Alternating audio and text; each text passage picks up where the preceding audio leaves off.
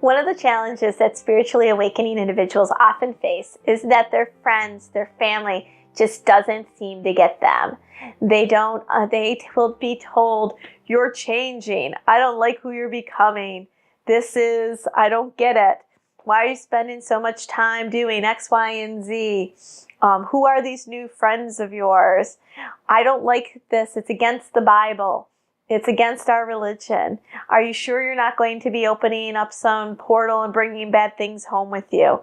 There's all sorts of complaints. There's all sorts of arguments that can occur around people who are in your life, who just don't seem to get what you're experiencing and the joy you are facing as your faith is growing and you are communing with Spirit on the other side.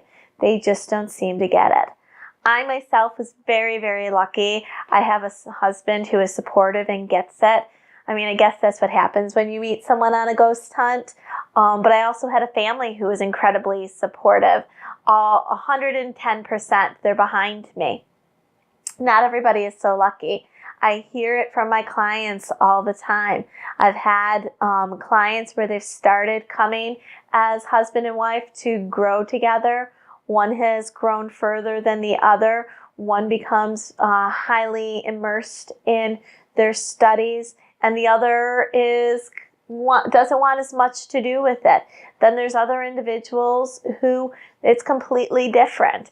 And one has this faith in what is larger than ourselves. The other is very comfortable with the world within which they live and doesn't really want to think about what else might be out there, is comfortable in their little niche. The biggest problem either of these couples face is the fact that both sides are trying to force their beliefs on the other. In the side where the individual who is saying this is against my religion, or that this is where I'm at, or you're going too deep in, what is all of this stuff? It's because they have a fear and a lack of understanding. Or perhaps they just really don't want to have an understanding. And then with you pushing your beliefs and trying to get that individual to understand, have that same experience that you've had, that is for them uncomfortable. And it will make them more staunchly dig their heels in, not to want to hear what you have to say, and most likely become more judgmental upon the subject. So it is something where I do want to encourage you to not push your beliefs on others, even though you may have had this huge revelation and you're seeing the world so differently and you want to share it, shout it from the rooftops. It is something that sometimes there's people who just don't want to hear it because, again, they're comfortable in their own skin. They like where they're at and they don't want their eyes to be opened. And you know what? There's some people who that's what their life contract is all about. And who are you to impinge upon their free will? When they are infringing upon yours, that's when you put your boundaries up and you can say, this is what makes me feel good. This is what I believe in. The first thing that whenever I hear someone complain and tell me to accept Jesus into your life, and this is against the Bible, and so forth and so on, I can honestly say I have a great deal of respect for what Jesus Christ represents. I also know that from my faith as a spiritualist, it is part of those tenets that life after death does exist. And the proof of that is through mediumship. It is why at every single mediumship,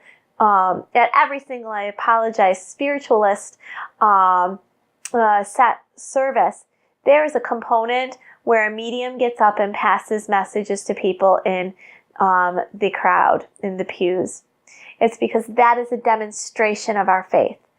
And so even though it may not be what is a traditional Christian faith, or may not be written in other religious tomes, it is within mine. And who has any right to impinge upon that? I mean, as long as you're living in the United States, it is still my understanding that there is a freedom of religion. And that's what mine is. And even if you don't necessarily associate yourself as a spiritualist, you still have the right to have faith in what you believe. Be that in the tarot cards, be that in mediumship, be that in dowsing, be that in crystals, be that in energy healing. Whatever that may be, that is your right. And I would encourage you, for those who are having this issue with your spouse or your family, express that to them.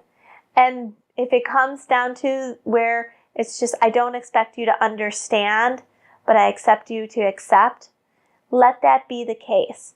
And also with that, do know that as long as you are, for any of you who are worrying that this may be bringing in evil entities and evil spirits and opening your heart to the devil, as long as you are coming at it, be it tarot cards, be it energy healing, be it mediumship, whatever it may be, as long as you are coming at it from a place of love, you're not bringing in anything bad. If you are concerned about it, I encourage you to listen to one of my videos about psychic protection, or go and get a book on it. There's some great books out there, and that way you can have the tools in your toolkit to be able to protect yourself from anything negative. I hope this helps any of you who are struggling with people around you who just don't seem to get you and seem to put down your awakening and new blossomings. I know that it has helped a great deal of people around me.